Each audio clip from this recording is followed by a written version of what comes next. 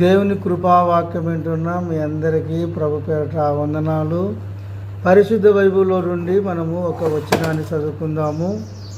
106వ కీర్తన 8వ వచనం. కింది లైన్ చదువుకుందాం. కింది లైన్, ఆయన తన నామమును బట్టి వారిని రక్షించును. ఇక్కడ దేవుడు 2 మాటలు సెలవిస్తున్నాడు.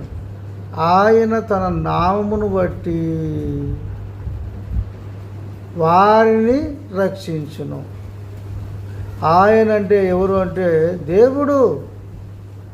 దేవుని నామమును బట్టి వారిని రక్షించును. అపాయములో నుండి రక్షించును, ప్రమాదములో నుండి రక్షించును, శోధనలో నుండి రక్షించును, పాతాళంలో పడకుండా రక్షించును, పాపములో నుండి రక్షించును, శాపములో నుండి రక్షించును, దోష్యములో నుండి ఆయన రక్షించును. నీ ఆత్మను, నీ శరీరాన్ని ఆయన రక్షించగల సమర్థుడు. అందుకే దేవుడు అంటున్నాడు, ఆయన తన నామమును బట్టి. ఎన్నో నామాలు ఈ లోకంలో ఉన్నాయి. అన్ని నామముల కంటే యేసు నామము పైనామము, రక్షించే నామము.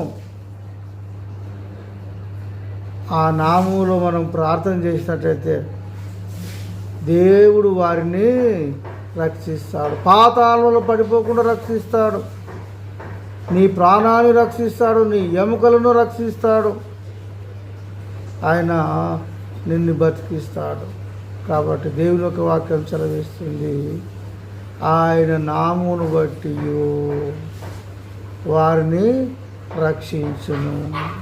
నిన్ను కూడా దేవుడు రక్షించడానికి సిద్ధంగా ఉన్నాడు.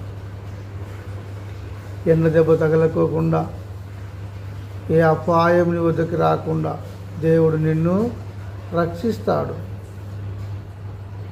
ఈ మాటలు దేవుడు దీవించును గాక. ఆమెన్. ప్రార్థన చేద్దాం. కళ్ళు ముచ్చుకోండి. పరిశుద్ధుని తండ్రి, నీకు వందనాలు, స్తోత్రములు చెల్లిస్తున్నాము. ఆయన నామమును బట్టి వారిని రక్షించును అని వాక్యం సెలవిస్తుంది. అన్ని నామముల కంటే పైనామము తండ్రి, నిన్ను అంగీకరించి నీ మార్గంలో ఉండిన ఎడల ప్రభా, నువ్వు కాపాడే దేవుడు, రక్షించే దేవుడు తండ్రి. ఈ వాక్యమైన బిడ్డలు రక్షించి కాపాడమని యేసు నామములో ప్రార్థించి వింటున్న బిడ్డలందరినీ నీ చేతులు సమర్పిస్తున్నాం తండ్రి. ఆమేన్.